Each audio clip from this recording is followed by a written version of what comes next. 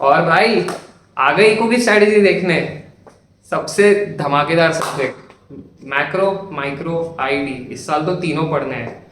तो इस तगड़े सब्जेक्ट को आज डिकोड करते हैं, तो चलो शुरू करते हैं। तो सबसे पहले स्टार्ट करते हैं माइक्रो से।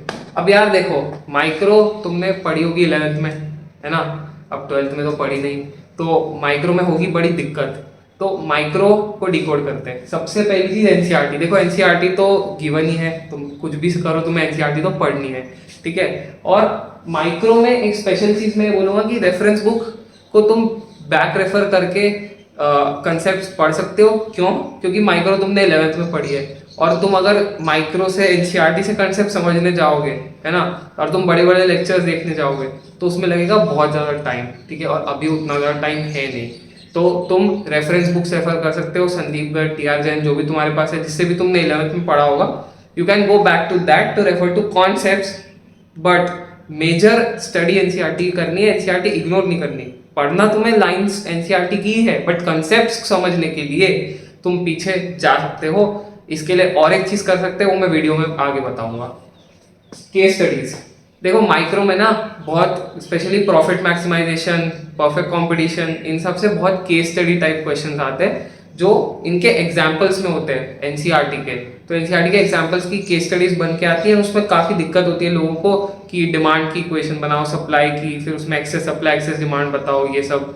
तो इसके लिए तुम्हें इनकी थोड़ा प्रैक्टिस होनी चाहिए। अगर तुमने ये क्वेश्चन नहीं देखा होगा तो तुम सॉल्व नहीं कर पाओगे अच्छे से। तो एनसीईआरटी के जो एग्जाम्पल्स हैं स्पेशली इस पार्ट से, वो तुम्हें प्रिपेयर करने फॉर केस स्टडीज। फिर आते हैं ग्राफ पे।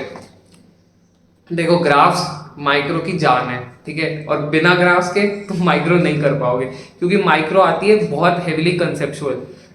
रेवेन्यू के ग्राफ, कॉस्ट के कर्व्स, प्रोडक्शन के कर्व्स, सबके रिलेशन एक दूसरे से, एसीएमसी कैसे रिलेटेड है, TVC, TMC, short term marginal cost curve, किसका क्या शेप है, U shape, inverse U shape, सब कुछ तुम्हें अच्छे से पता होना चाहिए। और खासकर ऐसे बहुत क्वेश्चन आते हैं जहाँ तुम्हें ग्राफ में कोई पॉइंट दे देगा और तुम्हें बोलेगा ये पॉइंट क्या बताता है या ये एरिया क्या बताता है, तो तुम सिर्फ रट के नहीं चल सकते ग्राफ्स को। तुम्हें ग्राफ्स के हर एक पॉइंट का, शेप का रीजन पता होना चाहिए और सबका रिलेशन पता होना चाहिए, बहुत जरूरी है, ठीक है। तो इस पे तुम्हें खास एम्फेसिस करना है। एंड देन वही जैसा मैंने बोला, एग्जांपल्स और बैक क्वेश्चंस एनसीईआरटी के सारे करने हैं, ग्लॉसरी भी करनी है क्योंकि वहां से क्वेश्चंस आते हैं। Micro is going to be heavily conceptual. You have to go through all the graphs, all the case study examples, and conceptual clarity is very very very must in micro.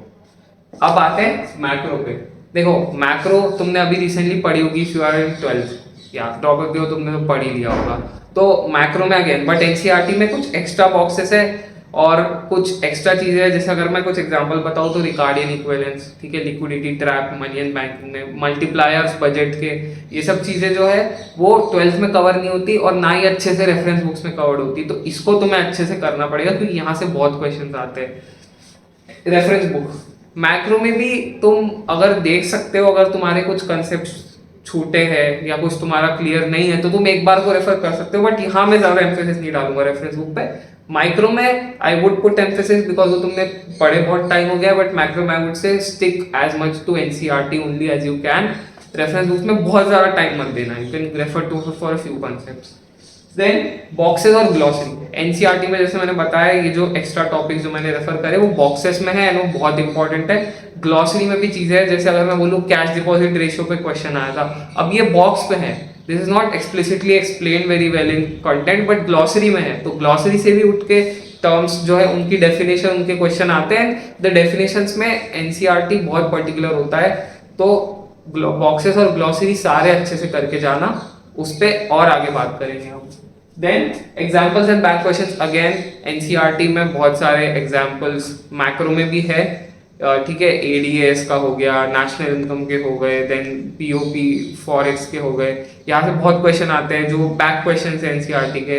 And there are also boxes जहाँ से तुम expect करोगे question नहीं आएगा, जैसे BOP side में I guess demonetisation में का एक बॉक्स था, then there was a GST का बॉक्स कुछ, एंड वहां से केस स्टडी उठ के आ गई थी बॉक्स से। So you need to also go through those things, ठीक है, इग्नोर कुछ भी नहीं करना है। And sequence based, now micro हो या मैक्रो, सीक्वेंस बेस्ड क्वेश्चंस बहुत परेशान करते हैं। एंड सीक्वेंस बेस्ड क्वेश्चंस के लिए ये चीज़ है कि जब भी तुम कोई क्वेश्चन प्रैक्टिस करो, विल गिव यू रिसोर्सेज जो लास्ट ईयर के सीक्वेंस बेस्ड क्वेश्चन है उसका, तो जब भी तुम वो प्रैक्टिस करो तो यू नीड टू इंश्योर कि तुम उसे देखो, उसका अप्रोच समझो, नोट करो, क्योंकि सीक्वेंस बेस्ड में क्या होता है, एनसीईआरटी में एक पर्टिकुलर सीक्वेंस में चीजें लिखी है ना, this goes for micro and macro both, तो उस पर्टिकुलर सीक्वेंस को ही फॉलो करना होता है आंसर में, भले लॉजिक शायद दूसरे तरीके से भी बन सकता हो, but you need to go as per the thought process which is there in NCERT, और इसलिए एनसीईआरटी का थरो रीडिंग और इंपॉर्टेंट है। So sequence based question NTA का फेवरेट टाइप ऑफ क्वेश्चन है, उसकी प्रैक्टिस बहुत ज्यादा जरूरी है, उस पर मैं आगे भी कुछ मेंशन करूंगा। ऑल्सो जो भी ये सारे एक्स्ट्रा टॉपिक्स है, बॉक्सेस है, माइक्रो के कंसेप्चुअल लेक्चर्स है, उन सब के लिए हमारी कम्युनिटी जो है बियॉन्ड कट हाउस, उस पर हमने सारे वॉइस नोट, सारे लेक्चर्स भी माइक्रो के सब डाल रखा है, बहुत सारे रिसोर्सेज एंड गाइडेंस है। एंड उसके लिए तुम्हें वो कम्युनिटी ज्वाइन करनी है, नीचे डिस्क्रिप्शन में लिंक है, तो please do join, completely free of cost है, it's all for you guys, and तुम्हारा ट्रस्ट में बहुत बेनिफिट होगा। वापस आते हैं वीडियो पर। तो अब आईडी, अब यार आईडी की दिक्कत ये है कि पिछले साल आईडी थी नहीं, तो आईडी 2 साल पहले थी एंड उसमें भी सिर्फ एक ही पेपर था। नाउ आईडी के लिए देखो तुमने 12th में पढ़ी है, ठीक है, and there is nothing conceptual in ID. ID को जैसे तुम बिजनेस स्टडीज को सोचते हो ट्रीट करने का, आईडी को भी वैसे ही करना है। आईडी में एनसीईआरटी ऑफ कोर्स, आईडी में कोई रेफरेंस बुक मत देखो, अगर तुमने 12th में संदीप गर्ग देखी भी है तो it is of no use अभी, स्ट्रिक्टली एनसीईआरटी। और आईडी में एक ज्यादा कुछ नहीं करना, एनसीईआरटी रीडिंग करनी है और एक टाइमलाइन बना के लिख लेनी है, सारे जो डेट्स है, डेटा है, फैक्ट्स है। डेटा एग्जैक्ट मतलब ऐसा एग्जैक्ट ये नहीं कि 74% है तो तुम्हें 74 ही याद होना चाहिए। तो डेटा में देखो, डेटा में ऐसा है कि तुम्हें एग्जैक्ट एकदम फिगर नहीं याद रखना है, ऐसे कि जैसे 74% है कुछ तो बिल्कुल 74 और 73 ऑप्शन में होगा। कोई चीज अगर 50% से ऊपर है या नीचे है तो तुम्हें पता होना चाहिए कि क्या ऊपर है क्या नीचे है, और एक रफ आइडिया होना चाहिए डेटा का, ताकि तुम ऑप्शन एलिमिनेट कर सको। तो इतना, इस हद तक तो तुम्हें डेटा याद रखना है। और बाकी जो रही बात फैक्ट्स की, है ना, जैसे जो टाइमलाइन है, जैसे आरबीआई एक्ट कब था, आरबीआई एस्टैब्लिश कब हुआ था, नेशनलाइजेशन ऑफ सेंट्रल बैंक कब हुआ था, तो ये सब के जो ईयर्स लिखे हैं वो सब के तुम्हें एक, जब पहली बार आईडी रीड करो तो एक अंडरलाइन करके उसका एक शीट अलग से बना लेना, रेफरेंस के लिए हम एक नीचे भी दे देंगे, तो उसका एक शीट अलग से बना लेना, and the next time you revise ID तुम उसी से करते रहो बस। और बाकी तुम्हें रीडिंग में ज्यादा टाइम नहीं लगेगा, एक बार सारे इंपॉर्टेंट डेट डेटा फैक्ट्स बस अंडरलाइन कर लेना, इससे ज्यादा बहुत ज्यादा आईडी को करने की जरूरत नहीं है। तो अब कुछ कॉमन डाउट्स पे आते हैं। सबसे पहले ओल्ड एनसीईआरटी या न्यू एनसीईआरटी, ये बहुत ज्यादा लोगों को डाउट होता है। तो देखो माइक्रो में तो कुछ अलग है नहीं ओल्ड या न्यू एनसीईआरटी में। आईडी में उससे 1 साल पहले की 25-26 और 24-25 की एनसीईआरटी लेके एक बार फिगर डेट्स वगैरह टैली कर लेना, बिकॉज देखो फैक्ट्स वगैरह तो चेंज नहीं होंगे, ना ईयर्स चेंज होंगे, सिर्फ डेटा थोड़ा बहुत चेंज होता है, तो उसमें आई वुड से कि तुम 25-26 वाली एनसीईआरटी प्रेफर करो।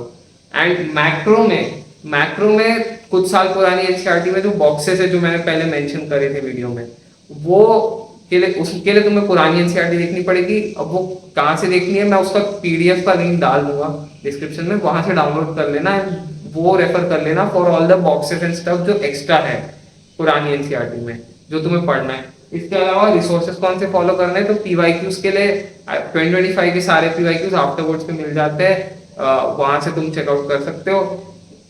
मॉक्स के लिए एसपीसीसी प्रेफर्ड है, अभी उनके मॉक्स नहीं लॉन्च हुए, तो जब भी लॉन्च होंगे उस टाइम तुम एसपीसीसी के मॉक्स ले सकते हो। एंड उसके अलावा तो बस एनसीईआरटी करना है। एंड हाँ, यूट्यूब लेक्चर्स मैक्रो की एनसीईआरटी और सीक्वेंस बेस्ड क्वेश्चंस और एमसीक्यूज की प्रैक्टिस के लिए तुम सीयूटी मार्क सुरभि मैम का चैनल फॉलो कर सकते हो, उन्होंने बहुत अच्छे से सारे टाइप के लेक्चर डाल रखे हैं, तो उसका भी मैं लिंक दे दूंगा, यू कैन फॉलो दैट। और सबसे दिक्कत वाली जो चीज है कि तीनों चीजें मैनेज कैसे करनी है, आईडी, माइक्रो की एनसीईआरटी रीडिंग, तो इस पे मैं क्विक अपना ओपिनियन दे देता हूँ, ठीक है, बाकी तुम प्लानर अपने हिसाब से इसका बना लेना, मैं उसका एक आइडिया दे देता हूँ।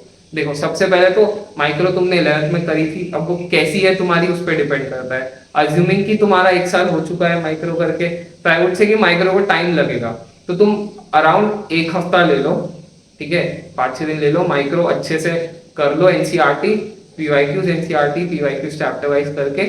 देन आईडी को ज्यादा टाइम नहीं लगेगा, अराउंड 8 चैप्टर है, तो तुम 2 चैप्टर भी अगर एक दिन आईडी कर लोगे तो इजीली तुम 4 दिन 3-4 दिन में आईडी कर सकते हो।